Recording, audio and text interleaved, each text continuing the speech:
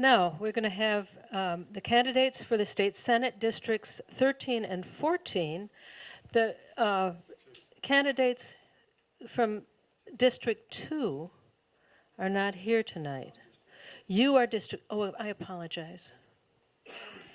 Some of the candidates from District 2 are not here because there's another, no. Wait a minute. Hi. District 14 is not here tonight. They're in Preston County. We do have a candidate from District 2, and we've opened the forum to candidates of all parties, so we're glad to see representation there. We will begin with each of the candidates introducing themselves and for 3 minutes, and then we will get questions from the group. And I'll try to start with you so you won't be on my bad side. No problem, no problem. Do I need the mic or can you hear me, or does the, we need the mic. Okay, we need the mic, not a problem. My name's Kent Leonhardt. I'm a candidate for the state senate in District 2. Just to give you a little quick explanation, since there's 3 potential districts in Monongalia County. District 2 covers 9 counties, all or part. But for as far as Monongalia County is concerned, it's the western end of Monongalia County, going north of Morgantown through the Maysville area, Baker's Ridge, and then down over into Cheat Lake. The rest of that is 2 other districts, and the other candidates can explain that to you. A little bit about myself. You can go to my website, kentforwv.com. But real quickly, I'm a retired Marine Corps Lieutenant Colonel. I spent 21 years in. I led men and women in peace and war.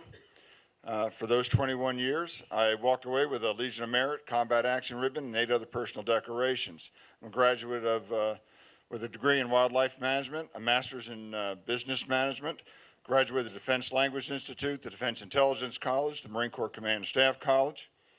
And I also have a distinction from the Marine Corps that I was considered a Joint Service Designated Officer, which was a very limited window because I did work very closely and I worked in joint service environments. And if you think Republicans and Democrats disagree, you should see the Army and the Air Force when they're going after limited resources. But I was very successful during my career in bringing multiple positions with limited resources to accomplish a common goal. And that's one of the things I want to bring down to Charleston. Right now, I'm a Monongalia County farmer. My wife and I bought a farm back in 1982. We started restoring it in 1987 after I retired from the Marine Corps. We now have cattle, sheep, and goats on 380 acres in the western end of Monongalia County. I also have a small business and the manufacturer's repping, but I've turned that totally over to my former business partner because I wanted to concentrate on this race and I wanted to concentrate on improving things in West Virginia. And I'm looking forward to the questions. I want to thank the League of Women Voters, and I want to thank you all for coming out here and taking part in this process. Am I next? Okay. Hello all, my name is Harry Bertram. I'm running in the 13th Senate District. I'm a working class guy. I work for CXX Railroad as an engineer. Before that, I was an appliance repairman and done many other things throughout my time. I'm a lifelong conservative political activist. I love my country, and I see a lot of things that are being manipulated through political correctness, and I use my running to express the views that I think a lot of middle-class people and taxpayers aren't getting their just results and just rewards for their money. So I'll be the bulldog, if you want to say, in the corner for those people that need a voice and are tired of the political correctness and all the political speak and double speak, where they all say they're all for you, but we know the special interests are out there and tugging their strings. And believe me, I'm not getting any money from any special interest. Those people were not going to give me a penny. In fact, they'll, give me criticisms and different things like that, but that's okay because that's part of the American political establishment. And I'll take everything they can throw at me, and I'll sit there with a smile because I know I'm right. And of course, I'm always open to all opinions. Politics is a way of, you got to cooperate and do things with people. I'm an ex-military person myself. I was a combat engineer when I got out of high school. I worked with special forces in Panama. So I know how to deal with people with different personalities and different conflicts to come to a positive conclusion. I pull no punches, and of course I'm at your service for those who wish me to serve them. That's about it.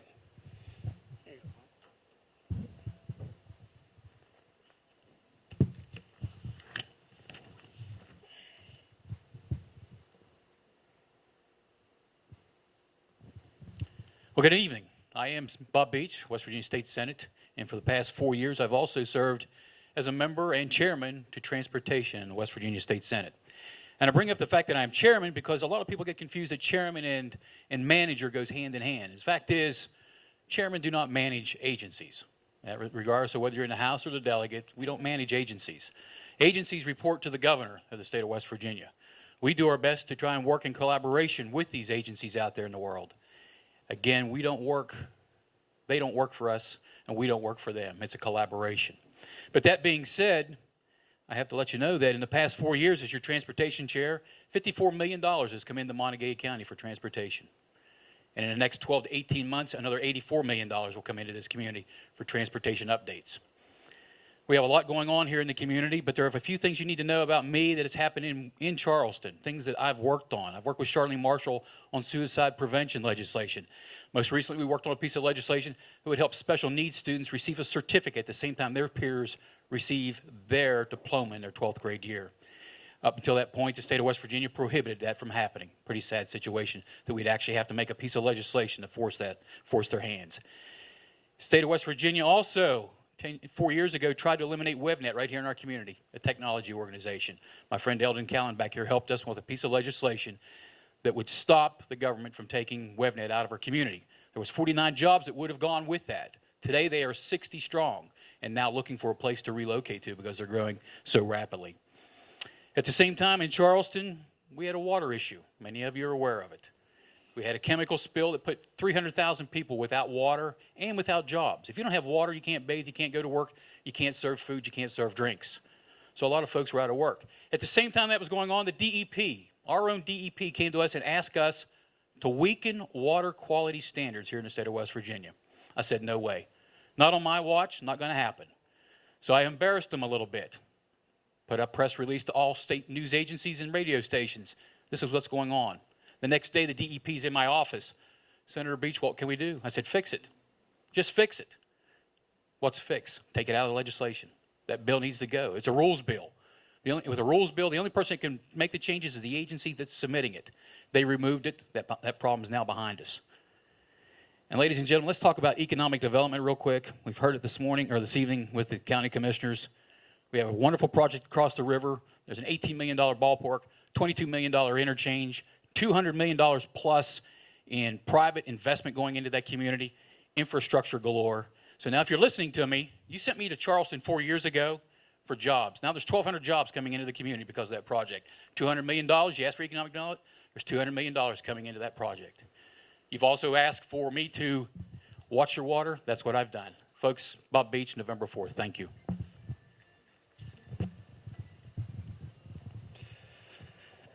I am Chris Horner. I'm the challenger candidate in the 13th senatorial district race. I'd very quickly like to introduce my wife, Joyce, who's here this evening, and my youngest daughter, Elizabeth. Joyce, please stand. Thank you. Joyce is a school teacher at Eastwood Elementary School. We've been married 25 years. I have 5 children. My oldest son is an Air Force officer. My oldest daughter will be an Air Force officer after she graduates also from the Air Force Academy this next year. 3 other kids are in the public school system here in Monongalia County. 34 years ago, though, my father gave me $50 and waved goodbye from the driveway in Kanawha County, and I came to Morgantown to go to school. I started with that $50 in student loans and worked my way through school here in Morgantown. And I'd like to think of myself over the last 3.5 decades as being an entrepreneur here in Monongalia County. But I've got to tell you, probably the most rewarding thing that I've done in the last 35 years in my adulthood, in addition to being the father of the 5 kids that I mentioned earlier, is the Business and Enterprise Center that we formed on University Avenue, known as Grand Central Business Center. We were then challenged after having a successful private business and enterprise center. Normally those are backed by the government, either city, county, or state government. But we found out how difficult it was for a small business to start and expand in West Virginia. But we took the challenge and we did it again in Mineral County, and then we did it in Barber County. All told, over 150 small companies that have now grown, and companies like KeyLogic started out in our business and enterprise center, and now I think they have employees worldwide. But 150 businesses found out very close what makes a business succeed, what makes it expand, and how difficult it is to work in state government. Those 150 businesses employed over 1,000 employees. We're very proud of that, and I think you'll see there's a very stark contrast in whether we look to government to solve our problems or whether we look to private enterprise to solve our problems. I look forward to the questions this evening. Thank you. Thank you.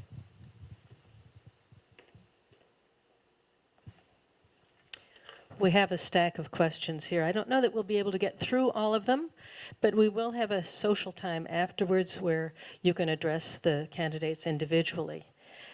So we will limit the answers to about 2 minutes each, and that will keep us moving.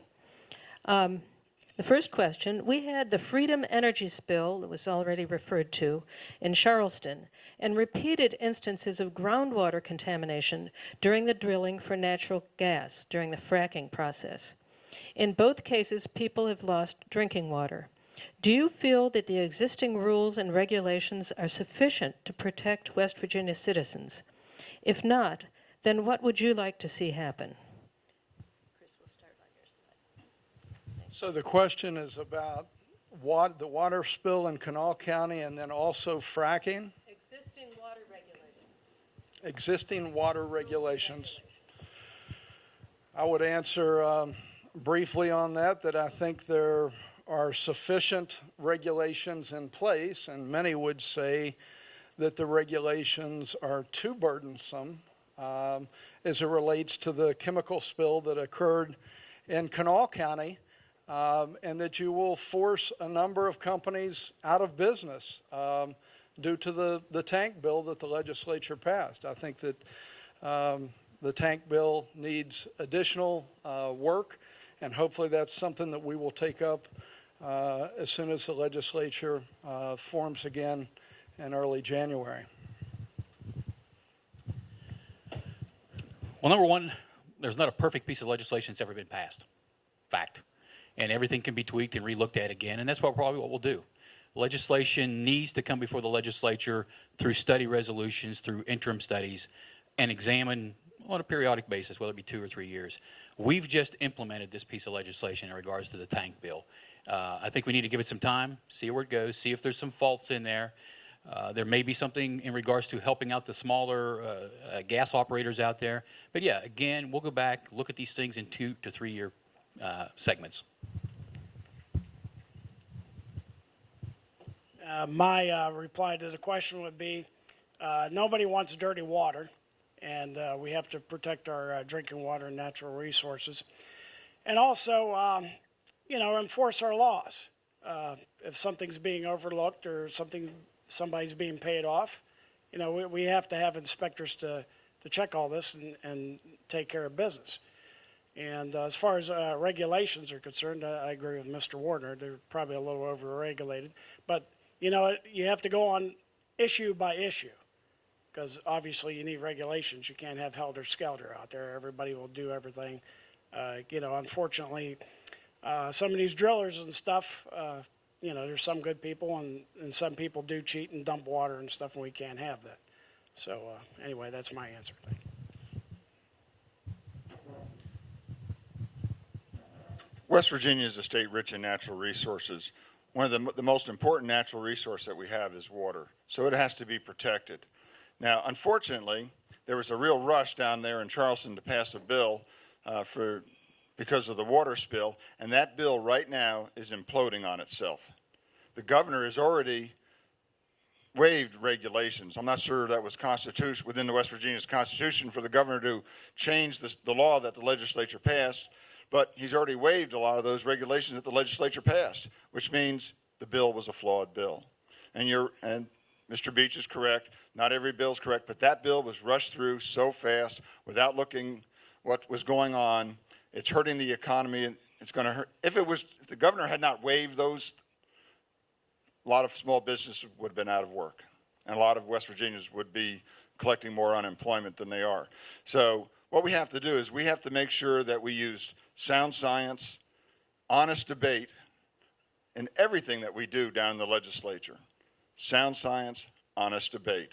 And I think you'll get to the truth, and we'll have a lot better legislation, and we won't have to relook at everything all the time. The governor has supported the Atlantic Coast Pipeline, which would transport natural gas from West Virginia through Virginia and into the Carolinas. The route of this pipeline is not definite, but it is proposed to pass through the Mon National Forest with serious land and water impacts. Do you think the pipeline should be moved to avoid this damage? I'll start with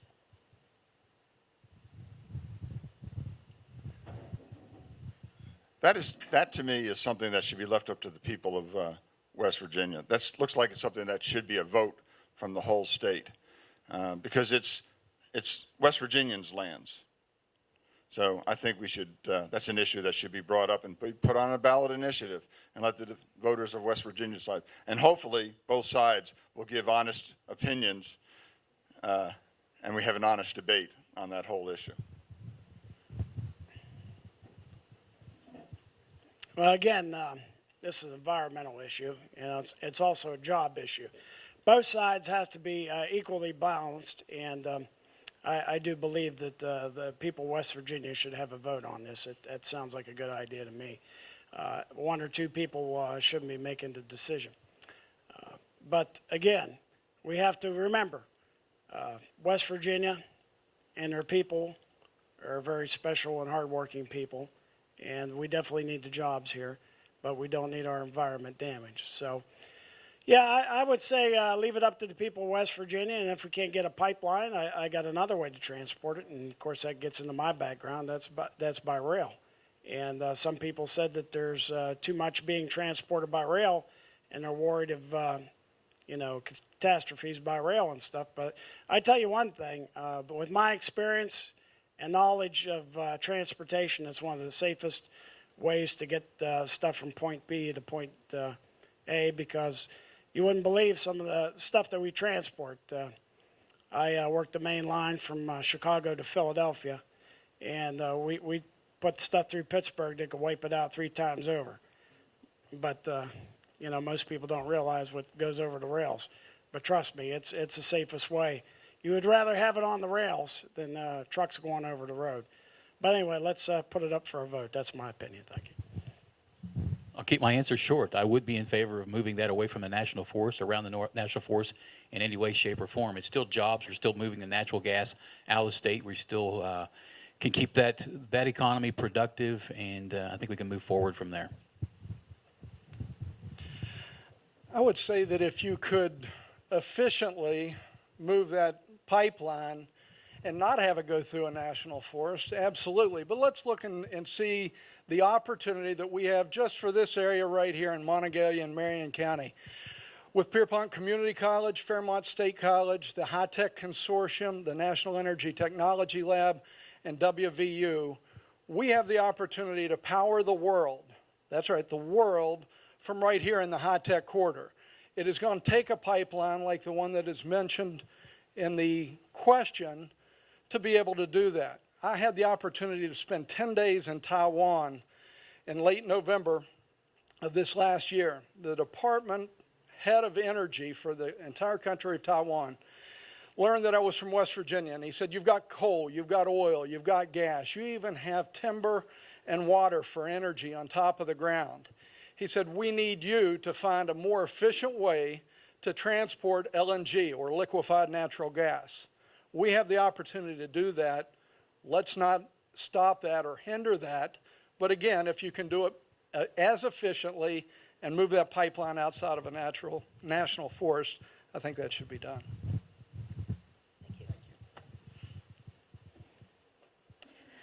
What do you see the legislature doing about public-private development regulations with regard to local taxes? Shall I start with you? I'm going to keep you guessing who's first. Well, I'll give you my personal opinion. I'm for less government, less taxes. That pretty much cuts it in a nutshell. Let's look at it this way. Our paychecks aren't going up. Our utility bills and everything else is. Where does government, and how does it get funded?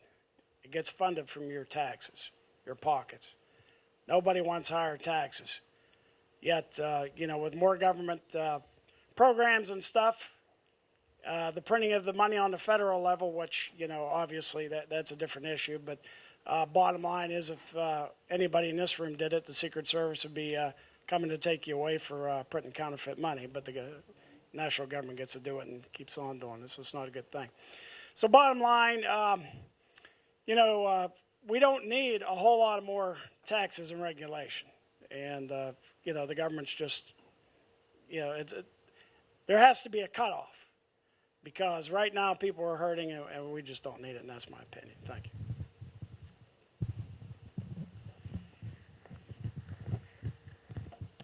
Public-private's the way of the future, folks.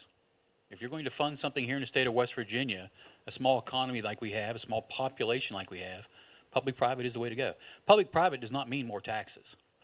Those two do not go together. It can be accomplished with working with the state. If you're working on a highway project, getting ready to do Route 35 and parts of the King Cole Highway, that's going to be public-private. That doesn't mean any additional taxes to those folks down there. It's just they've been able to work collaboratively, and we heard that word earlier this evening with our buddy Mr. Bartolo. They've been able to work collaboratively within the community and within the state and with private sector to make these projects happen. And we can do more of those. We've put pieces of legislation into place to allow public-private to take off here in the state of West Virginia. And it is truly the way of the future. Chris? Do you mind restating the question one more time, please? What do you see the legislature doing about public-private development regulations with regard to local taxes? I think as it relates to public-private partnerships or employing private enterprise to do the work, for example, on the state road system, I would suggest to you that to keep taxes where they are or lower, one thing that we should do, and if I'm elected to the state Senate, one of the first bills that I would like to see come before the legislature is one that recalculates the way that we figure prevailing wage, and that's the wage that a laborer is paid or a company is paid if they're doing work with the state of West Virginia. You're right, private enterprise is the way to go. But if we're paying prevailing wage, and I'd like to give you 4 quick examples or 2 or 3 quick examples. There are companies right now doing work for the state of West Virginia being paid prevailing wage. And let me say, I failed to mention, we can save $300 million a year if we simply recalculate the way that prevailing wage is paid. And in recalculating that, we need the prevailing wage in every one of the counties in West Virginia to be more closely resemble the rate that private enterprise pays those same laborers or those same employees. But we have companies right now doing work for the Department of Transportation. Davy Tree Company trims all the trees, for example, along our roadways. They win the contracts with the state. But they're not from West Virginia. They're from next door in Ohio. Green Acres is a company out of Scottdale, PA. They do all the work of installing all of our guardrails and all of our road signage. They're out of state. They're earning the prevailing wage that we, the taxpayers, are paying through the state of West Virginia, but that money's going back to Pennsylvania. And we can go on and on. The company that now has the contract in Monongalia County to paint the stripes on the roadways, it's not even a West Virginia company. It's a company called Ogilvy. They're from out of state also. The wooden guardrails, Thanks.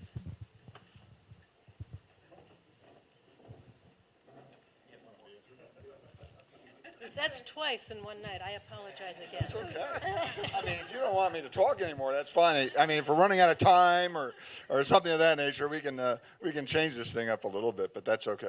Now, what is the role of government? The role of government is to create an environment where our businesses and our people can succeed. Right now in West Virginia, when I go around the state and I talk to business leaders, and what Chris was mentioning, why are these companies doing the work in West Virginia and headquartered outside, is because their tax structure is better, the legal environment is better. He's absolutely correct. We have to create an environment where these businesses will headquarter in West Virginia. And I've gone around, I've talked to a lot of people. There was a potato factory, a processing plant was going to go in up in Wheeling, Ohio. The investors did all their work. And they got it all together and said, hey, this is a great idea. We can get the potatoes in, we can get the processing, we've got the place for the market. And they said, but let's go over across and build it in Ohio instead of West Virginia. We have to change. That's the role of the legislature, is to create an environment that the businesses want to locate here. Part of that's going to be tax reform, a simpler tax structure, and part of that's going to be legal reform to where people, the businesses, know that they're going to get a fair shake in the justice system.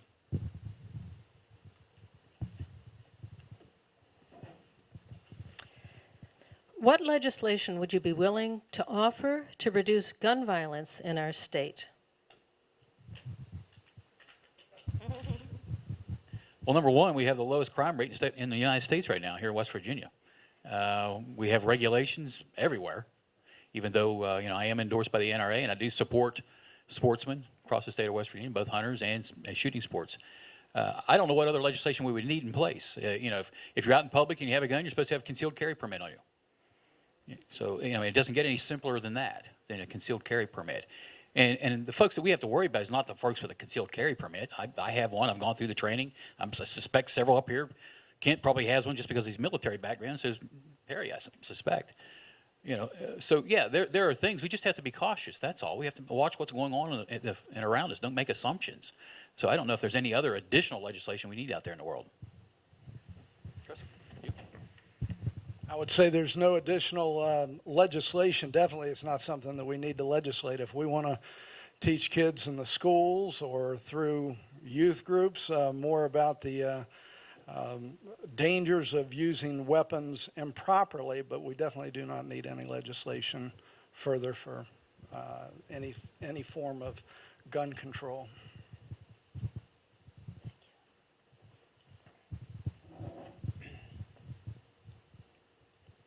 Yeah, I think we have enough laws in the books. We don't need any more of that. We just need to have respect for one another, and when somebody breaks the law needs to take care of it. It's as simple as that, and I'll keep my answer short. Thank you. Mine's just as short. We really don't need any more regulation on gun. We don't need any more gun control. What we do need is we need some leadership out there to provide hope for the people in West Virginia to where they know they can get a good job, that we know that our children can stay here at home. I shouldn't have to go buy a plane ticket to go visit my grandkids. So if we have some leadership down in Charleston, we definitely don't need any more gun control.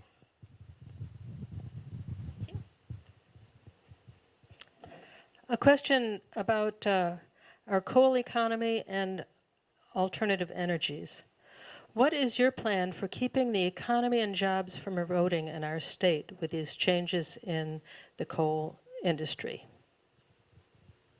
Chris, do you want to start that one? The question is, how do we keep jobs from eroding?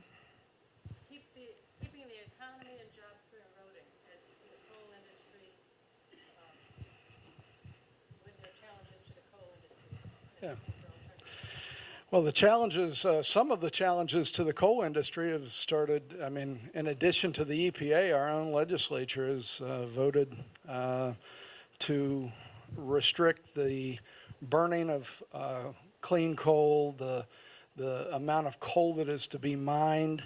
And, that's something that my opponent voted for. We can have alternative energy without it being at the cost of the coal industry. In addition, I would say I see the I work for Rockford Energy, and I see the oil and gas business taking off again, and I think there are many, many years of reserves.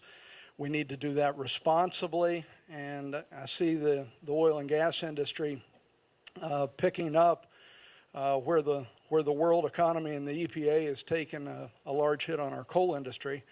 But I see those jobs can be had here in the state in the oil and gas industry if we do not continue to cut the budget at Pierpont Community College, for example. The budget's been cut by 8 and 10% in the last 2 years.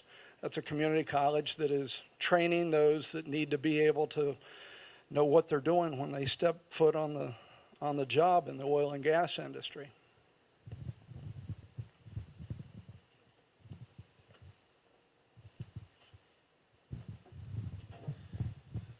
I agree with Chris on what he said just a few moments ago. I was driving down Route 7 yesterday, and that's right along the Pennsylvania border, and I'm getting a radio station out of Pennsylvania. It's advertising for coal jobs, trying to get our coal miners to move up into Pennsylvania. Let's just have an honest debate like I called for earlier. We want to have renewable energy, but let's face it, those windmills or the solar panels or anything you use that has metal, there's only one substance in the world that can smelt that iron ore to form the metal, and that's coal. Without coal, folks, there is no renewable energy. So let's just make sure our debate is honest, like I've been calling for when we go down to Charleston. We don't want to pass regulations like House Bill 103, which was the cap and trade. When I went through 2 years ago down in central West Virginia, where they had just shut down a bunch of coal-fired plants and people were going hungry, they were without food for up to 2 weeks because the energy went down. And I can guarantee you we couldn't reroute the energy to those remote places because some of those plants were shut down.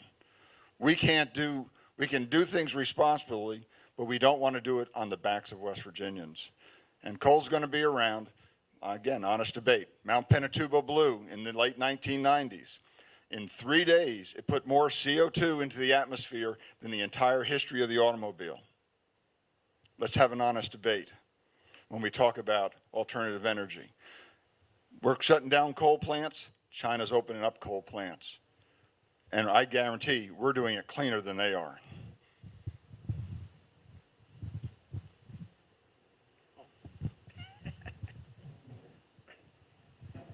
You know, we got some of the smartest and brightest minds in the world in this country. And it really gets me that we put a man on the moon, and yet we lack the so-called technology to convert these different gases that come from the coal.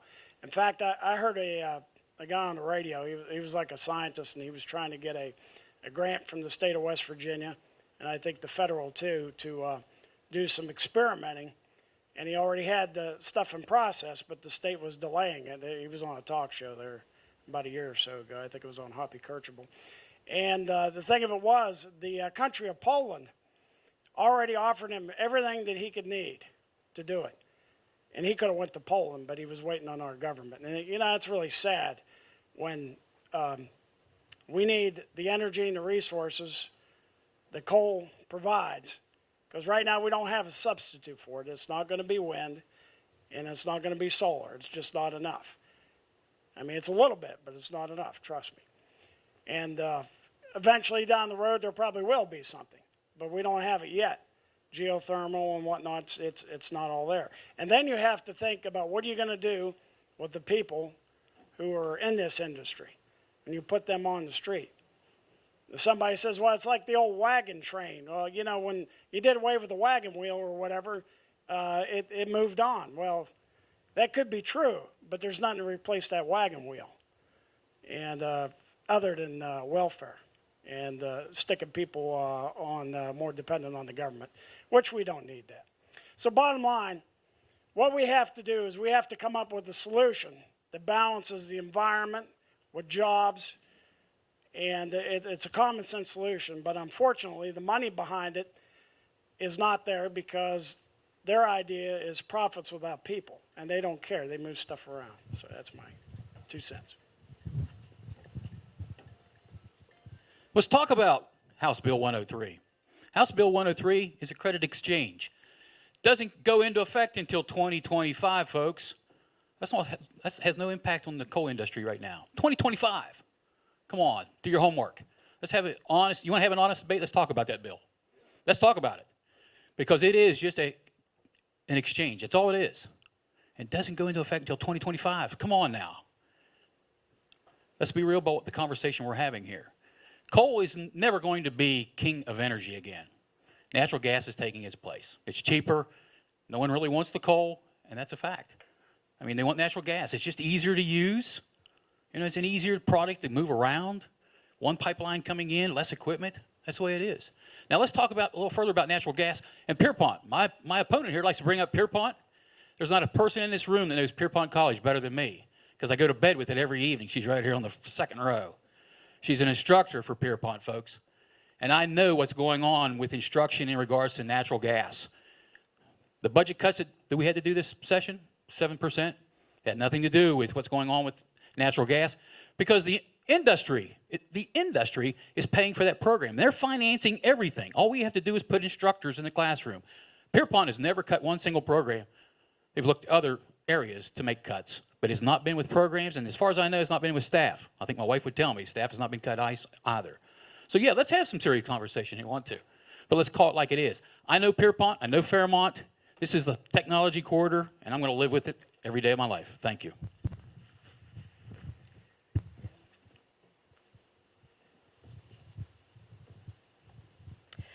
How do you feel about all of West Virginia having access to free broadband, or at least free broadband in the cities where broadband is already available? I'll start. Well, again, I have a short answer for that. Yeah, I'm for it, and I really don't have any other opinion about it. Thank you.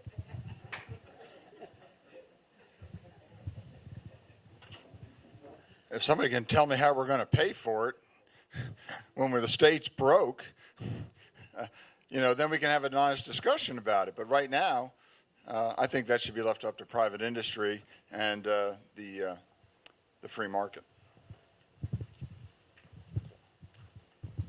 Well, I too am in favor of free broadband, but again, someone has to pay for it. And I don't think the state's in a position right now to be paying for broadband. And I think the guys who are managing broadband would like to get paid. So at this point, I don't think we really have an avenue where we can pursue free broadband here in the state of West Virginia.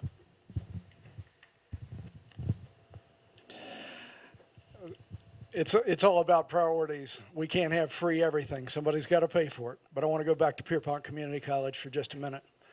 After the state cut the budget for the last 2 years, for those technical jobs that are needed in the oil and gas fields along the Ohio River and moving towards I-79 through the central part of the state, there are gentlemen like Kevin Ellis at Antero. I met with Kevin this morning in Bridgeport. They were forced. They didn't have any other option. If the state's going to cut the budget to Pierpont and they can't produce the number of students necessary, exactly, private enterprise is going to step up and do what private enterprise needs to do.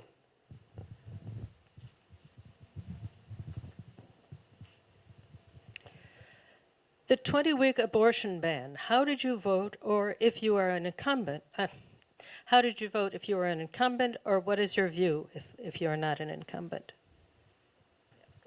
I voted for passage. I wouldn't have been any different on that.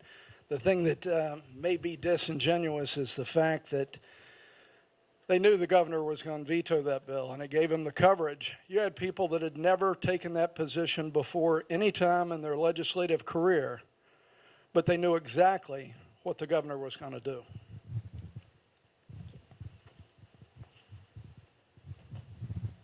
I would have voted passage.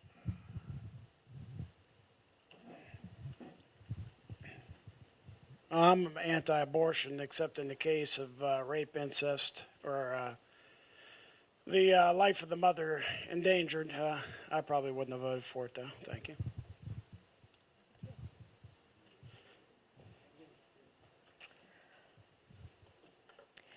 How are you positioned to support initiatives in our part of the state And can you give us your top 3 priorities of initiatives that would help our area of the state?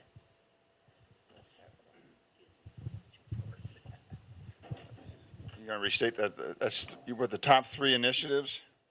Yeah, your top 3 that you think that this part of the state is interested in. Okay. Well, I think this part of the state, well, I think most West Virginians here in Monongalia County feel the same as most other West Virginians around the state. I mean, the state's divided up locally. We have the oil and gas regions up here and the coal, more coal, but now more coal's in the, is being mined in the 2nd senatorial district than any other county. Marshall County is the #1 coal producing county now.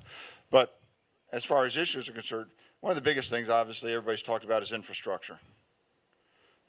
That's the roads, the bridges. The only question I have to ask you folks out there, and I think you all should ask the people that are in the legislature right now, how did you let it get so bad that we have to do the quick fixes now just before an election? I was up on Route 250 yesterday, and they're paving, I'm told, 3 miles of 250, repaving it. Normally when they repave it, they put about 2 to 3 inches on, 3 inches on so it compacts down. They're putting 3/4 of an inch. Does anybody really believe that's going to sustain and last any more than November 5th? I think that's a shame. So one of the priorities we have to do is we have to see how, we have to look in hard how our infrastructure is being constructed and how it's being maintained. Schools. I mean, I go around all over all the 9 counties. And all I hear from teachers is, let me teach. Let me be a teacher. One teacher came up to me and says, you didn't want to know how to be, somebody tell you how to be a Marine. Why are they telling me how to teach? We train those teachers to teach. They spend so much time on the administration that they can't do their job. Can I continue? I've only gotten through 2. But anyway, we passed we spent $750,000 on a bill for teaching, how to improve education in the state. They didn't when they passed the sweeping education reform, they didn't touch #1. And that's the administration burden on the classrooms. I've only got to 2. I'm sorry that we're going to talk about jobs later. Well, jobs. We'll have to talk fast and shorten it up. Yeah, sorry about that. Okay, I guess the priorities that I see are roads, jobs, and environment. As far as roads go, I don't know if a lot of you know, but the states get about 50% or so from the federal government matching funds. And right now, the federal government's going broke. So that fund is being cut back immensely, so that's less money for us. Even though, you know, your taxpayer dollars are headed that way, it's probably getting shipped overseas somewhere. Number 2, the jobs. Well, you have to have an environment of people wanting to come here. And just like we talked before, regulations, different laws on the books that discourage somebody from setting up. They might come in, they might not. And probably a lot more might not, depending. And of course, the environment, nobody wants dirty air, nobody wants dirty water. Again, you have to have a common sense approach and a balanced approach between those who are doing the work and those who have to live in it. And just basically enforce the laws and stuff. That's the way I see it. You don't have to go real far either way. But, you know, when somebody gets out of the way, that's what the law is for. That's it. Well, transportation is key for me. As transportation chair, obviously, you know, we're looking for ways to fund it. The Department of Highways is always looking for money. Right now, we have a revenue of about $1.2 million. That includes both state and federal. Harry had mentioned it was 50%. Well, it's only 50% match when it's at the pump. We get 50% back from whatever we collect at the pump is the way that works, folks. So what we're looking at, again, is about 1.2 million is what we work with. We need to find a revenue stream that's new, that's fresh. There's some tweaking we can do. There's some 3 pieces of legislation I'll introduce later this year that will actually most likely generate somewhere in about $100 million to $120 million of new revenue without an expense to your pocket. and we'll be looking at some old ways to tweak pieces of legislation. But yeah, transportation is key to me. We live in a topography challenged state. You know, you look to places like Kentucky and Ohio, it's easy to build a road over there. You don't have to include a lot of bridges. Here in the state of West Virginia, we have to include a bridge about every 3 miles. So it's very unfortunate, but that's what we live with. We love our mountains, and we'll work with it. And my other issue here locally is I would love to see Cooper's Rock State Forest be designated a state park. There a lot of things go along with that, still allow the hunting and fishing to occur, but we cut back on that timbering that's going on right now. We have 400 acres that's going to be timbered here within the next 6 to 8 months, and that's going to big old black eye on the forest itself. So there's some opportunities there for us. There's economic opportunities by designating that.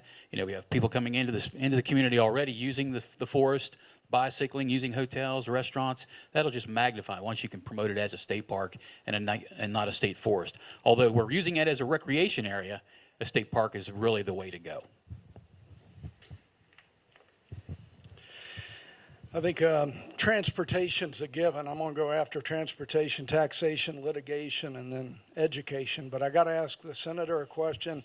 I don't expect an answer tonight. This is not a gotcha. This is just, I want to know, because I've asked 2 members of the Senate Transportation Committee, minority members, how much does Monongalia and Marion County pay in gasoline taxes? We know that we're at almost 35 cents a gallon.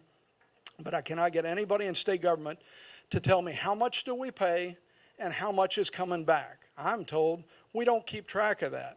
Those taxes are paid by the wholesaler, and many times the wholesaler is over the state border, and we do not know where that gasoline's going and how much is being paid. So once we know that, I think we're going to find out that we're not getting our fair share back from Charleston, and that's a direct result of representation. Taxation. We have a business and occupation tax. We tax inventory. We tax equipment, whether you're making a profit in business or not. We need to reform the state's taxation system. Litigation, I would agree with the Chamber of Commerce. I received the State Chamber of Commerce's endorsement, as well as the West Virginia Coal Association and the West Virginians for Life. But we need an intermediate court in between our county court system and the state Supreme Court. Frivolous lawsuits and runaway verdicts could be stopped in an intermediate court. Also, I mentioned education. I think we need more local control of our schools, and that means parents and teachers and principals, and then the County Board of Education being involved in that system, not the federal government. Thank you, gentlemen, for coming and accepting my way of choosing who talked first. And thank you all for coming and showing interest in our government and listening to these gentlemen. So let's give them a hand.